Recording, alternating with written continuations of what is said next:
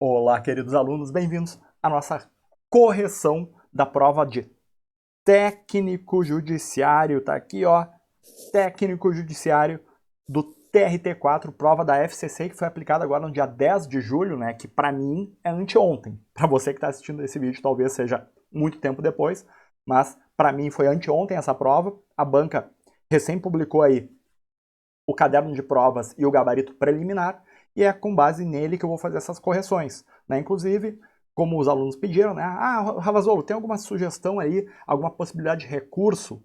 Eu, particularmente, não vislumbro possibilidades de recurso nessa prova. Acredito que a banca vai manter seu gabarito original na parte da matéria que me cabe, tá? Eu não vou responder a prova inteira aqui.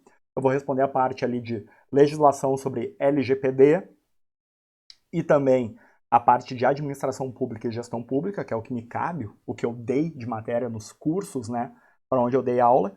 Portanto, é disso que a gente vai falar agora, da nossa provinha para técnico judiciário.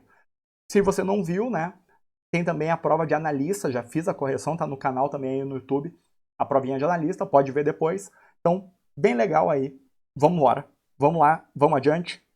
Começou lá pela questão número 27.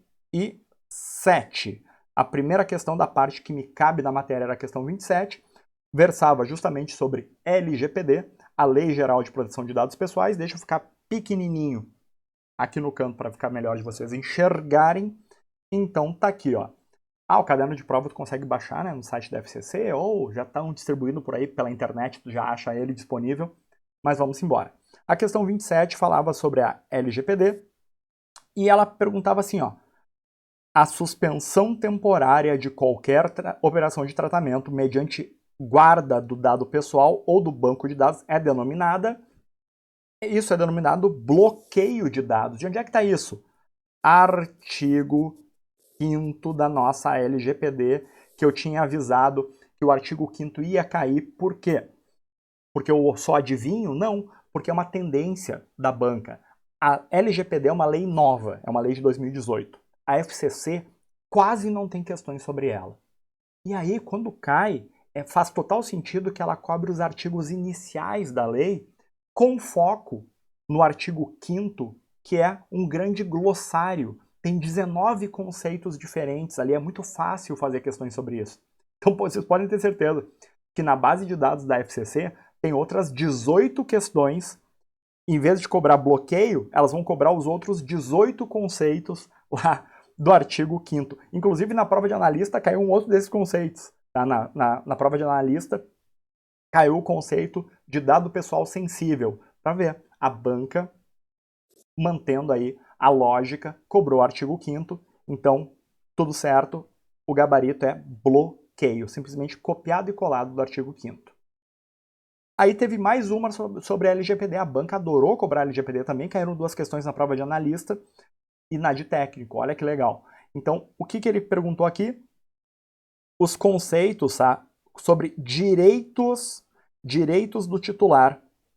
Basicamente, ele queria saber se isso aqui eram direitos do titular ou não. Ele copiou isso lá do artigo 18. O artigo 18 da nossa LGPD traz os direitos do titular em relação aos seus dados, né? Titular é aquela pessoa a quem os dados se referem. Se eu tenho titularidade dos meus dados, eu tenho direito a quê? A confirmar a existência do tratamento? Sim, eu posso perguntar para o controlador de dados o que raios eles estão fazendo com meus dados. Sim. Anonimização? Sim, eu posso pedir a anonimização dos meus dados pessoais. Eu posso pedir a portabilidade dos meus dados para outro fornecedor? Posso também. Eu posso pedir a revogação do consentimento? Eu consenti o tratamento. Eu posso revogar o consentimento? Posso. Todos esses 4 estão previstos lá no artigo 18, portanto, todos estão corretos, combinando com o gabarito da banca, que nesse caso aqui dessa prova era gabarito C, né, letra C, lembrando que existiam diferentes tipos de prova, dependendo da prova a qual você tiver acesso, a letra vai mudar, mas a resposta vai ser a mesma. Todos estão corretos. Beleza? A questão 29 fala de outra lei que eu abordo nas minhas aulas, que é o Estatuto da Pessoa com Deficiência. E olha aqui, a banca cobrando o glossário também do Estatuto. Ela cobrou o glossário da LGPD e cobrou o glossário do Estatuto da Pessoa com Deficiência, que nesse caso é o artigo 3º do Estatuto, tá? Que fala sobre adaptação razoável. Só que tem um detalhe, combinado com o artigo 55, tá? Adaptação razoável é quando eu adapto algo, beleza. Desenho universal é o conceito que está lá no artigo 3º do nosso Estatuto da Pessoa com Deficiência, né? Desenho universal é o design para todos. É a concepção de produtos que pode ser usado por todas as pessoas, sem necessidade de adaptação. Então, desenho universal é a regra. Opa, não é regra, é regra.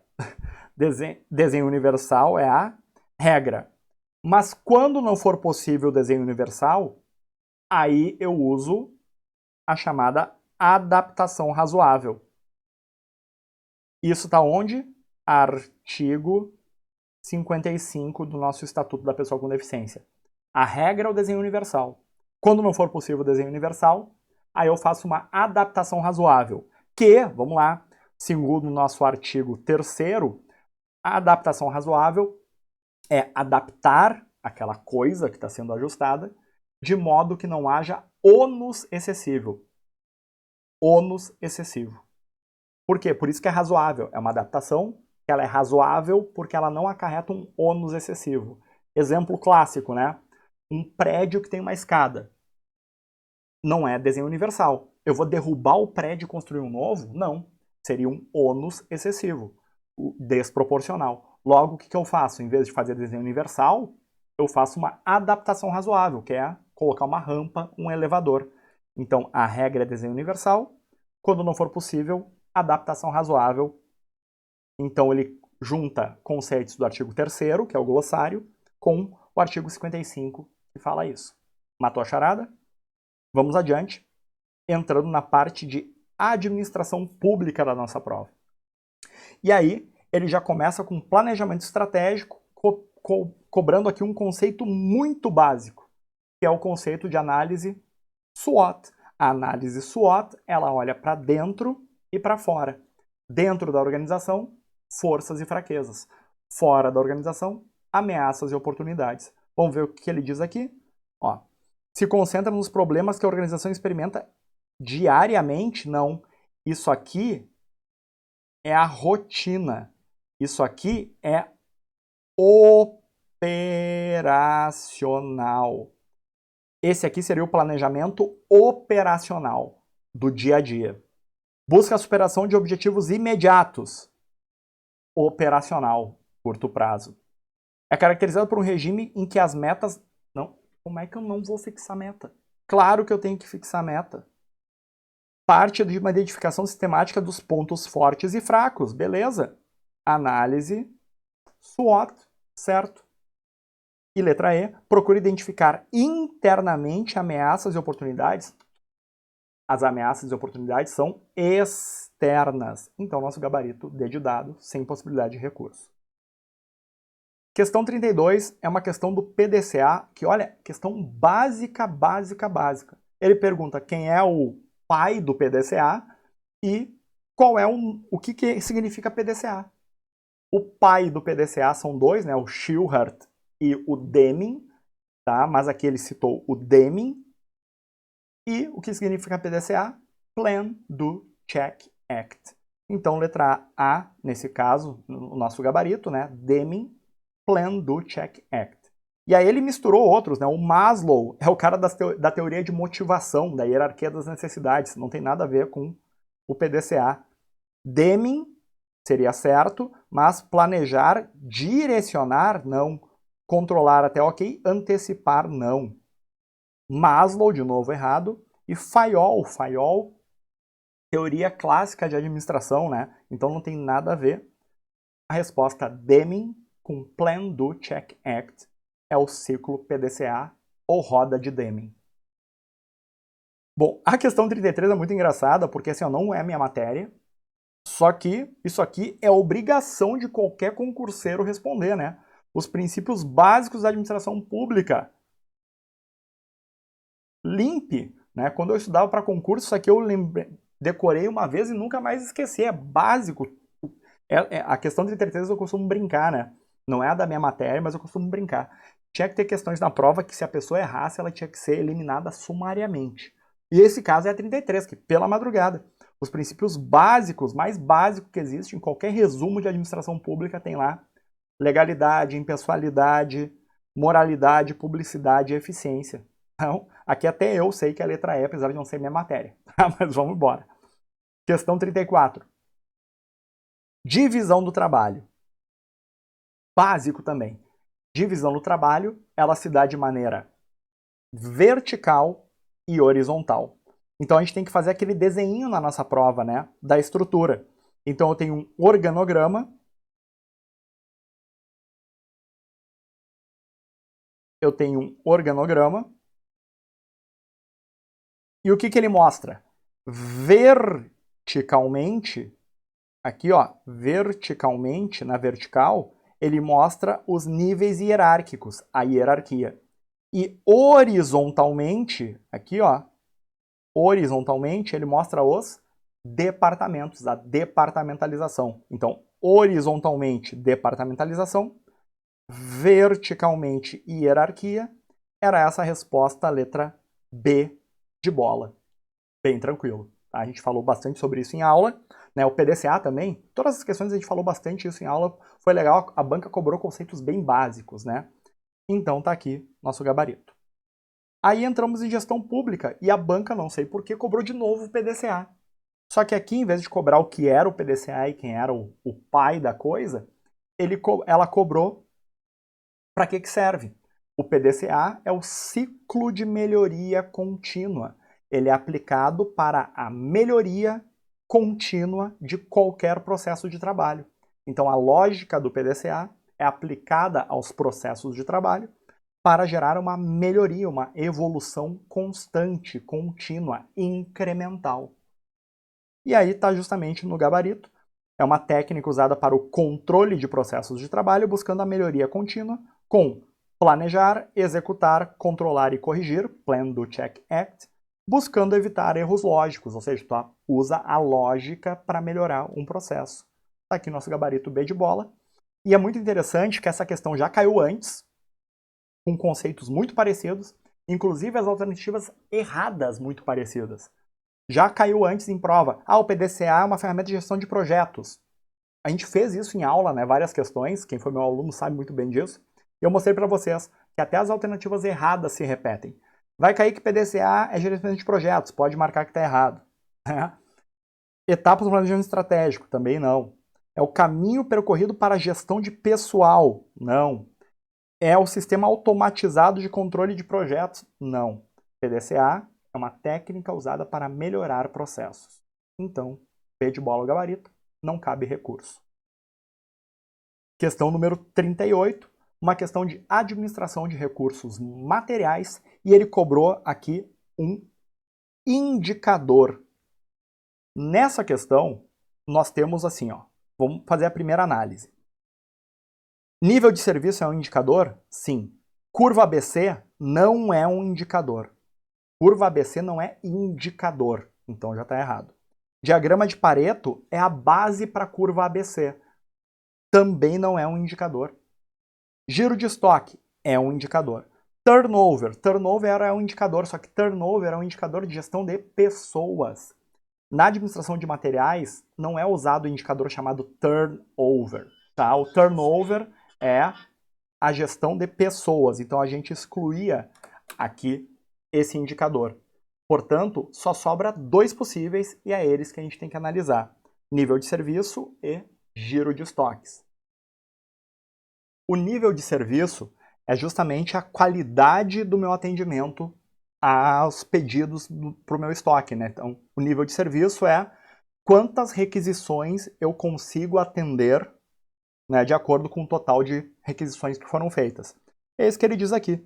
O nível de serviço calculado dividindo-se o número de pedidos atendidos pelo número de pedidos ou requisições que foram feitos.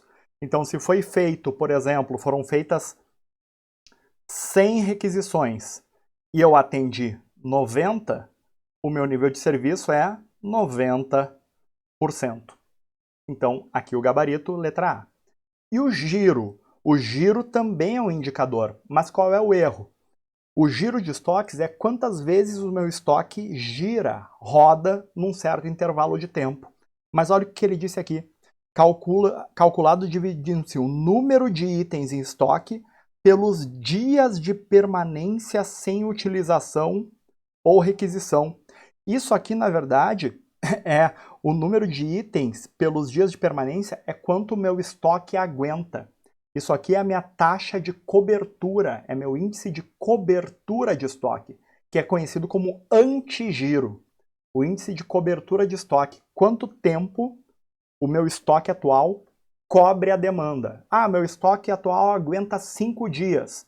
Se meu estoque atual aguenta a demanda por 5 dias, essa é minha cobertura de estoque, conhecido como antigiro. Portanto, apesar ele falou giro, mas ele deu o conceito de cobertura, muito mais parecido com cobertura. Portanto, tá errado aqui. Isso aqui não é giro, logo, nosso gabarito é letra A.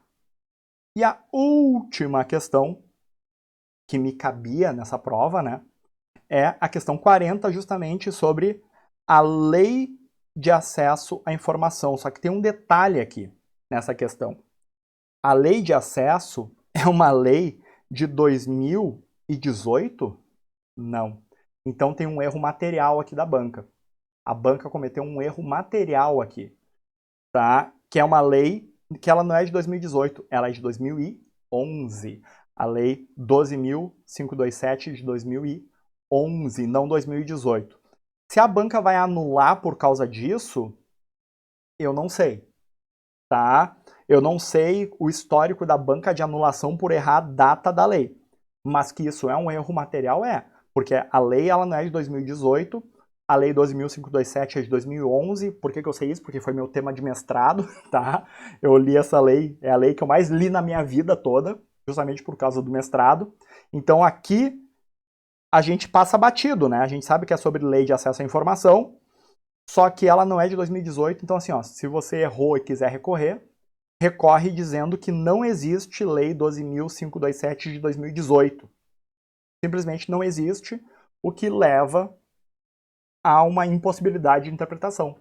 Tá? Então fica aí minha dica, o erro material da questão 40 sobre lei de acesso. Mas em termos de conteúdo, considerando a lei de acesso, ela está certa. Olha só, vamos ver. É vedado o anonimato do solicitante. É vedado o anonimato. Isso aqui é transparência passiva, né? Quando tem que fazer um requerimento de acesso. Quando faz o requerimento, o solicitante ele tem duas obrigações: se identificar e especificar o pedido. Então, é vedado o anonimato, devendo o requerimento conter identificação, certo? A primeira está certa, eu corto que não fala dela aqui. A segunda, afigura-se obrigatória a apresentação das razões determinantes.